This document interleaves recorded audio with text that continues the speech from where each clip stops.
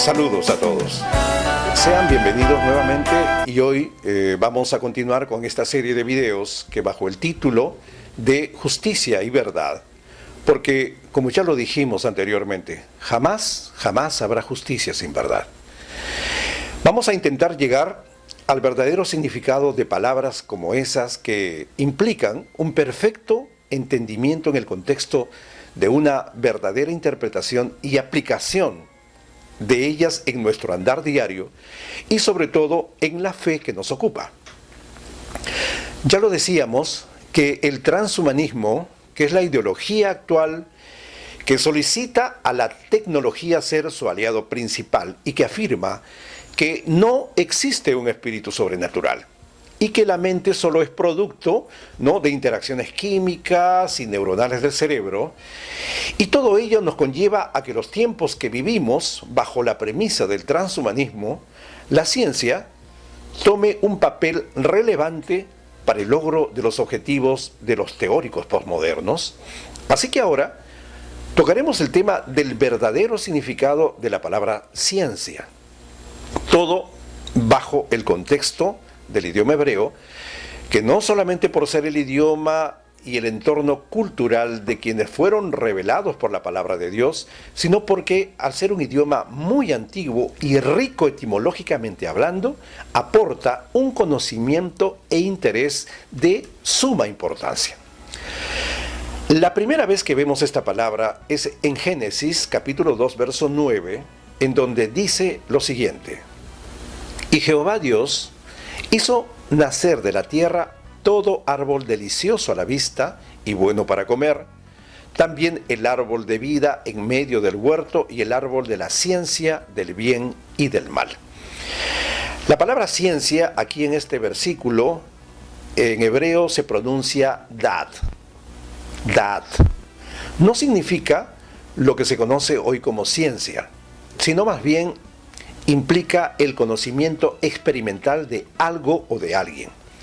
La palabra dat proviene del verbo hebreo yadá, que significa conocer, pero no en un sentido superficial o intelectual, sino en un sentido muy profundo e incluso íntimo en ciertas ocasiones, como lo vemos en Génesis capítulo 4, verso 1, donde dice: conoció Yadá, Adán, a su mujer Javá, Eva.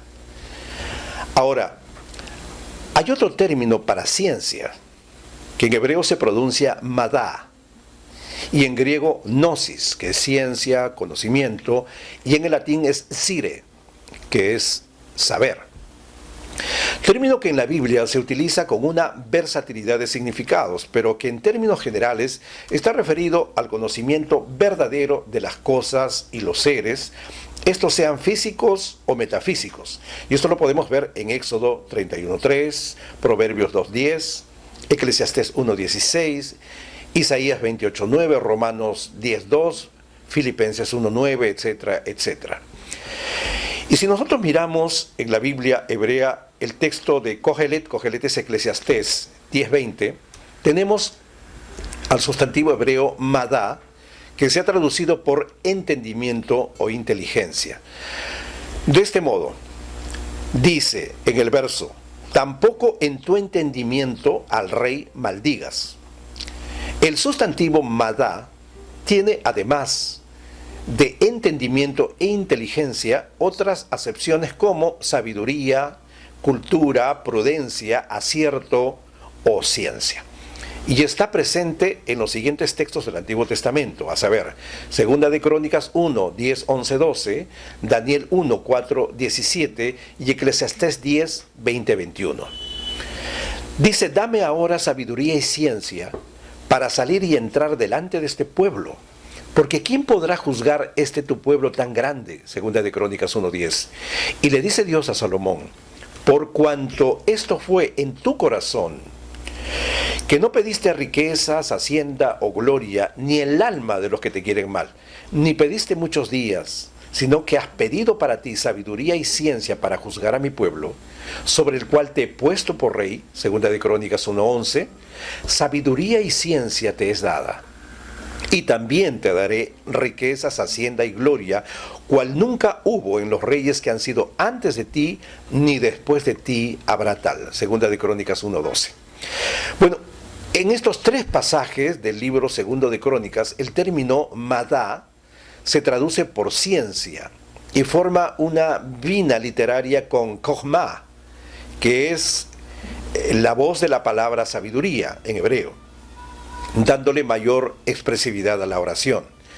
Estos versículos narran el inicio de la plegaria que Salomón hace a Dios, a Yahvé, en el comienzo de su reinado. No debe confundirse con el sentido postmoderno de conocimiento sistematizado, sino simplemente conocimiento, erudición o sabiduría. Hay un término que dice falsa ciencia, que es mencionada en Colosenses 2:8, en 1 Corintios 8:1-7, que se refiere a las enseñanzas de las sectas místicas y judaizantes que fueron denunciadas por el apóstol Pablo en contraposición con la verdad del Evangelio. 1 Corintios 12:8, Filipenses 1:9. Actualmente se considera el conjunto de conocimientos sistemáticos, objetivos y debidamente fundamentados en argumentaciones lógicas o experimentales, pero siempre lo suficientemente trabadas para que constituyan un cuerpo intelectual amplio y armónico. También se dice de ciencia al conjunto de conocimientos generales comunicables unidos por un método lógico que forman un sistema de reflexión. Para una comprensión de lo que es la ciencia, es necesario valorar los diversos momentos históricos que manifiestan el progreso continuo de la capacidad creativa del hombre. En el periodo antiguo se habla de ciencia como episteme, es decir, como conocimiento verdadero y siempre válido. En el periodo moderno, con los descubrimientos de Galileo, Newton, Bacon, Comte, etcétera, etcétera, se transforma completamente ya este concepto, identificando la ciencia con el conocimiento demostrativo. La ciencia entonces se convierte de forma privilegiada en la observación de los fenómenos y en la reflexión capaz de explicar sus causas, encontrando su principio de unificación en las leyes naturales invariables. Este método deductivo de los antiguos se ha visto sustituido por el método inductivo de la experimentación. Entonces, aquí surge históricamente una tercera idea de ciencia después de la Primera Guerra Mundial, y se le debe a Karl Popper. Con los estudios de Popper, se empieza a pensar en la ciencia fuera de los esquemas modernos del dogmatismo que la habían identificado con la matemática y la física, y se le quita a la ciencia toda pretensión de verdad absoluta y cierta, y sigue siendo solo un intento. El físico, filósofo y teólogo del siglo XII, Moshe Maimónides, escribió que si deseas tú encontrar a Dios, el primer lugar donde debes buscarlo es en la naturaleza. En la Guía de los Perplejos, que fue publicada en el año 1190, Maimónides escribe: estudia la ciencia de la naturaleza, en hebreo Madá Teva. Si deseas comprender la ciencia de Dios, Madá Elokut. De hecho, la ciencia, aunque lo nieguen, ya ha descubierto a Dios. ¿Y cómo? Pues al revelarse los secretos de la naturaleza. Hacia fines de los años 60, la opinión mayoritaria de los científicos era que el universo era eterno, no tenía un comienzo y quizás tampoco un final. Esta opinión estaba tan impregnada en la mente de la ciencia que incluso el mismo Albert Einstein cambia su famosa ecuación cosmológica de un modelo dinámico, es decir, de un universo en expansión o contracción, a un modelo estático inmutable. Es Edwin Hubble y Henrietta Leavitt que corrigen este error. Entonces, ya a fines de los años 60, tuvo lugar el descubrimiento de Arno Penzias y Robert Wilson del eco del Big Bang de la creación, que es la energía residual de la energía original de la creación que hoy llena todo el espacio. La teoría era que si el universo tuvo una creación, esta tuvo que ser un estallido de radiación superpoderosa, en esencia, rayos de luz superpoderosos. Desde eones de tiempo, es decir, miles de millones de años, a medida que el universo se expandió y se alargó, la energía inicial se fue diluyendo en el volumen creciente del universo. Robert Jastrow, que fue uno de los fundadores de la NASA, dijo: mi perspectiva en este tema es similar a la de Darwin, quien escribe: mi teología es un gran lío, no puedo considerar al universo como resultado del azar ciego, pero no veo evidencia de un diseño benéfico en los detalles. Y está en la obra Dios y los astrónomos. Con el enfoque agnóstico de Jastrow de la teología, su evaluación de los descubrimientos de la astronomía es un poco sorprendente y dice lo siguiente: los astrónomos ahora descubren que se han metido en un grave problema porque probaron con sus propios métodos que el mundo comenzó abruptamente en un acto de creación del cual se pueden rastrear las semillas de cada estrella, de cada planeta, de cada ser vivo en el cosmos y en la Tierra.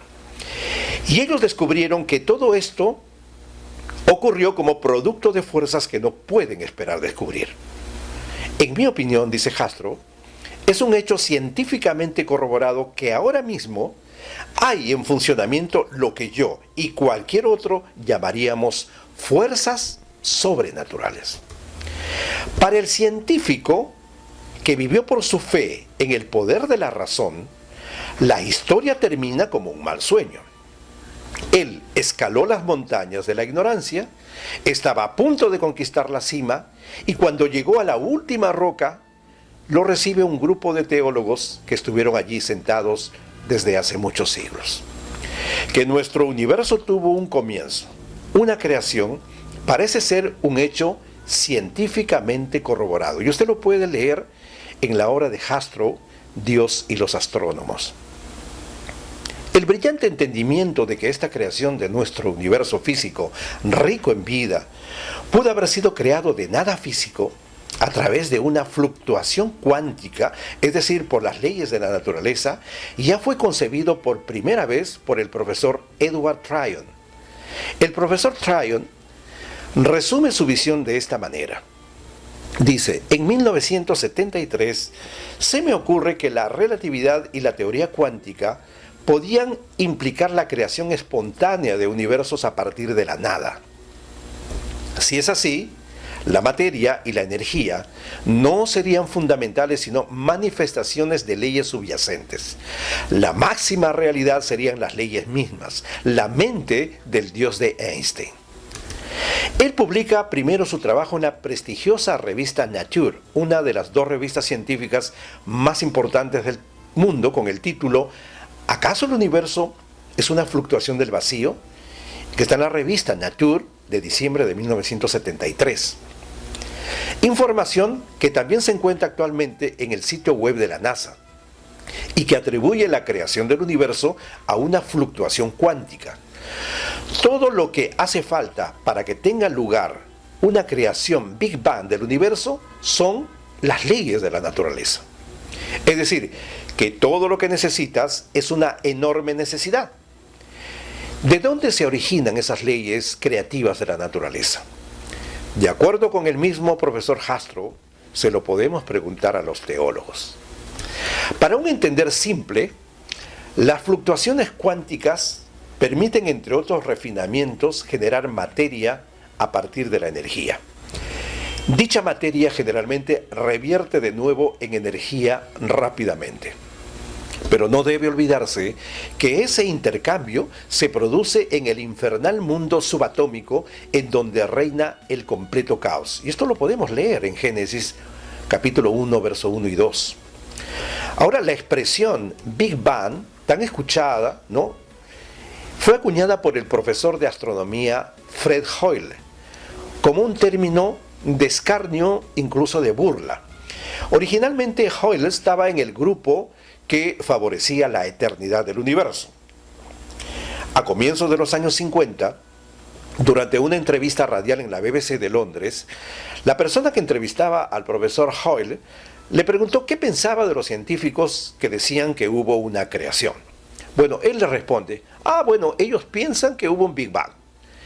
La prensa rápidamente se apodera del término y este se convierte en la forma secular de decir creación sin tener que decir creación, lo cual para una persona secular tiene la incómoda implicancia, ¿no?, de la existencia de un creador.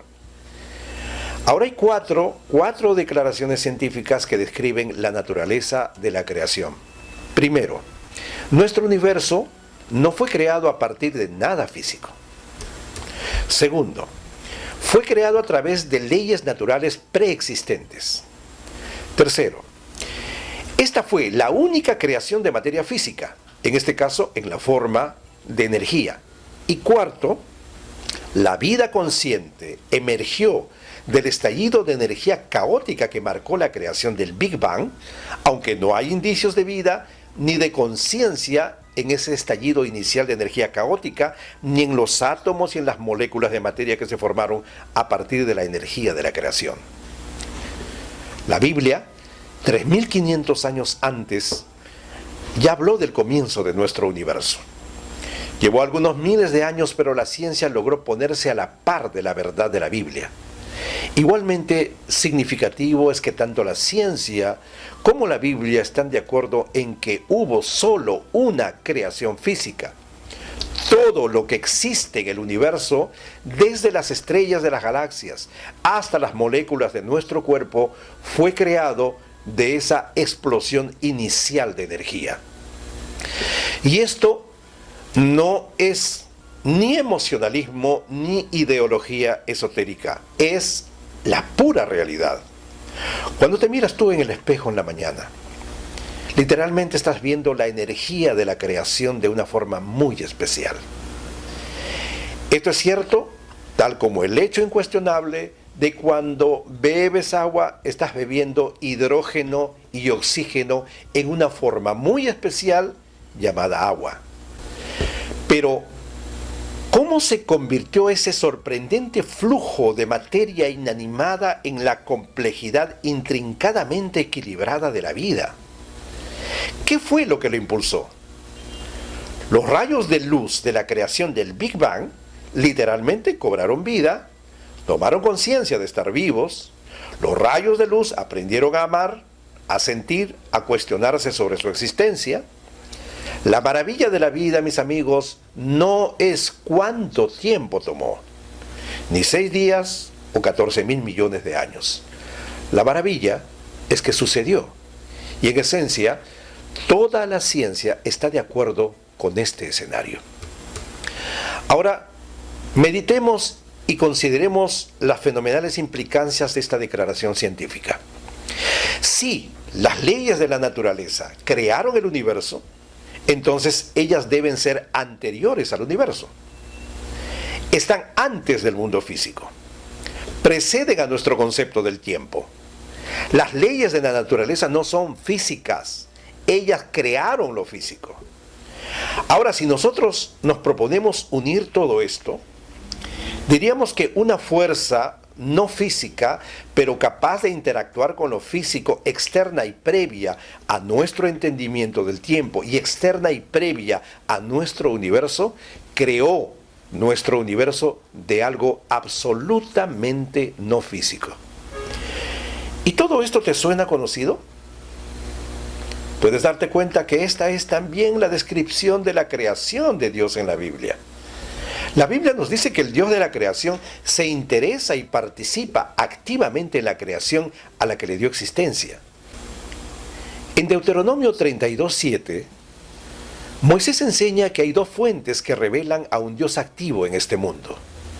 Allí Moisés dice que si buscas evidencia de un Dios activo, recuerda los días de antaño, es decir, estudia el curso de los eventos durante los 6 días de la creación, o considera el flujo de generación en generación, es decir, busca indicios de la intervención divina en el curso de la historia.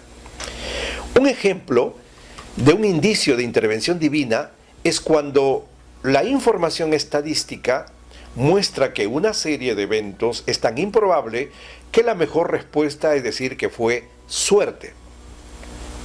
Vamos a poner un ejemplo de los miles que podemos poner. Por el tiempo no lo podemos hacer. En la primera guerra del Golfo Pérsico, Irak dispara 39 misiles Scud a partes densamente pobladas de Israel y a Tel Aviv también. De estos 39 impactos, solo mueren 2 personas por las explosiones directas de las bombas o el derrumbe de los edificios. Ahora, una revista tan importante que la hemos mencionado, que es la revista Nature, una de las 2 revistas científicas más estimadas del mundo, publicó un análisis estadístico del número esperado de muertos de acuerdo con la densidad de la población y la clase de edificios de los sitios bombardeados. Nos dice que estadísticamente la cantidad de muertes esperables era sumamente superior a lo que ocurrió. La conclusión de la revista respecto a la mínima tasa de muertes fue que, gracias a Dios, fue suerte. Durante la guerra del Golfo Pérsico, un puñado de Scuds explotaron en Riyadh y Dhahran en Arabia Saudita. Allí murieron 29 personas. 18 de enero de 1991, un Scud explota en el densamente poblado distrito de Ezra en Tel Aviv. Nadie resultó gravemente herido ni hubo muertos. Fue suerte. 4 de abril de 1985. Un Scud explotó en Baghtarán y otro en Hamadán, en Irán. El primero mata a 25 personas y el segundo 11. 19 de enero de 1991. Otro Scud explota en el densamente poblado distrito de Ezra en Tel Aviv. Apenas 300 metros del impacto del Scud del día previo. Esta vez demolió un refugio antibombas. A diferencia de otros refugios, este estaba vacío y una vez más, nadie resultó gravemente herido ni muerto. ¿Otra vez fue suerte? 27 de octubre de 1982, un Scud explota en Dezful, Irán. Hubo 20 muertos y 100 heridos. 19 de febrero de 1991, un Scud explota en el medio de una calle en Ramat Gan, en Tel Aviv. Colapsaron las murallas de los edificios a ambos lados de la calle, pero no hubo heridos graves ni muertos. Nuevamente, ¿se trató de buena suerte? 11 de mayo de 1994, un Scud explotó en Saná, Yemen, y mata a 25 personas. Otro Scud explotó allí el 24 de mayo matando a 13 personas. 12 de febrero de 1991, un Scud explota entre 2 casas privadas en Tel Aviv. Muchas personas quedaron bajo los escombros de las casas colapsadas. 7 u 8 personas sufrieron heridas menores, pero no hubo heridos graves ni muertos. ¿Suerte? Un sitio tras otro sitio tuvo suerte. Puede que haya sido buena suerte, pero no podemos dejar de preguntarnos, ¿por qué hubo suerte una y otra vez? Todo esto es menos probable que el hecho de que alguien lance una moneda común 59 veces y obtenga todas las veces cara. En la vida real esto no sucede. La probabilidad de que hubiera tan pocas víctimas solo por casualidad o suerte es tan pequeña que está fuera de cualquier requerimiento de aceptación por parte de cualquier revista científica. La Guerra del Golfo terminó el 28 de febrero de 1991. Ese día era la festividad de Purim. ¿Acaso la guerra terminó ese día para dejarnos saber que no fue coincidencia, tal como se salvaron de un destino similar los judíos de Persia aproximadamente 2400 años antes? Tal vez. Para todos esos intelectuales que requieren evidencia de tomar conclusiones, nosotros hemos provisto evidencia que responde a los más altos estándares y niveles científicos. Y vamos allí. El origen de la vida y de una variedad de elementos y luego el desarrollo de una vida compleja son dos de los acertijos para los que incluso el ateo declarado Richard Dawkins apela a la suerte. Estas son las palabras de Dawkins respecto al origen y el desarrollo de la vida en su libro Espejismo de Dios. Dice: podemos hablar del singular origen de la vida postulando una enorme cantidad de oportunidades planetarias, nunca probadas, nunca observadas y nunca ni siquiera insinuadas científicamente. Una vez que tuvo lugar ese inicial golpe de suerte, puede ser que el origen de la vida no sea la única brecha importante en la historia evolutiva que se explica como mero producto del azar. El origen de la célula eucariota, nuestra clase de célula con un núcleo y varias otras características complicadas como las mitocondrias, lo que no está presente en las bacterias, fue un paso más difícil y estadísticamente más improbable que el origen de la vida. El origen de la conciencia puede ser otra de las brechas importantes que tiene el mismo grado de improbabilidad. Francis Crick, otro de los científicos que recibe el premio Nobel por descubrir la estructura y el rol de nuestro ADN en el código genético, y quien describe su creencia teológica como agnóstico con un prejuicio hacia el ateísmo, se esforzó por explicar la aparición de la vida en la Tierra en los siguientes términos: un hombre honesto, armado con el conocimiento que tenemos disponible en la actualidad, solo puede declarar que en cierto sentido el origen de la vida, hasta el momento, parece ser casi un milagro, debido a la cantidad de condiciones que tendrían que haberse dado para que tuviera lugar. El hecho de que el código genético del ADN y el sistema para leer la información que se encuentra dentro del código del ADN sean idénticas en todas las formas de vida, indica que desde la primera vez que se derivó el ADN, el sistema funcionó bien. Igualmente de intrigante es que no hay ninguna evidencia de cambios o modificaciones evolutivas dentro del ADN, aunque podríamos haber esperado una evolución o un cambio de desarrollo para mejorar durante los miles de millones de años que el sistema ha estado operando. Otros sistemas básicos de almacenamiento y de transferencia de información, como es el lenguaje y la escritura, han experimentado cambios vastos y fundamentales a lo largo del tiempo y en las diversas localidades. Y uno se pregunta si una naturaleza no guiada podría haber producido tal perfección genética de una sola vez. Entonces, ¿cómo explica la comunidad científica secular el éxito de nuestro universo sustentando la vida? Nos quedamos con esta pregunta para absolverla en el siguiente video, La ciencia desde la verdad, segunda parte, pero antes me gustaría preguntarte, si con toda esta información aún crees en el azar de la creación y el sustento de la vida, o tal vez piensas que todo fue pura casualidad o suerte. Bueno, estamos editando este video un día aciago para el mundo, Israel en guerra declarada con Palestina, con las consecuencias de un alcance mayor en las próximas horas, y nos preguntamos luego de ver este video, ¿por qué esta vez no fue como en la primera guerra del Golfo Pérsico, que hubo un mínimo daño en vidas humanas y que ahora los muertos suman cientos en Israel? Para responder, quiero traer al profeta Isaías, que en el capítulo 50, verso 1, 2 y 3 dijo lo siguiente: así dice el Señor, ¿dónde está esa carta de divorcio con la que repudié a vuestra madre? ¿O a cuál de mis acreedores os vendí? He aquí, por vuestras iniquidades fuisteis vendidos, y por vuestras transgresiones fue repudiada vuestra madre. ¿Por qué cuando vine no había nadie? Y cuando llamé no había quien respondiera. ¿Acaso es tan corta mi mano que no puede rescatar o no tengo poder para liberar? He aquí, con mi reprensión seco el mar, convierto los ríos en desierto, sus peces hieden por falta de agua, mueren de sed.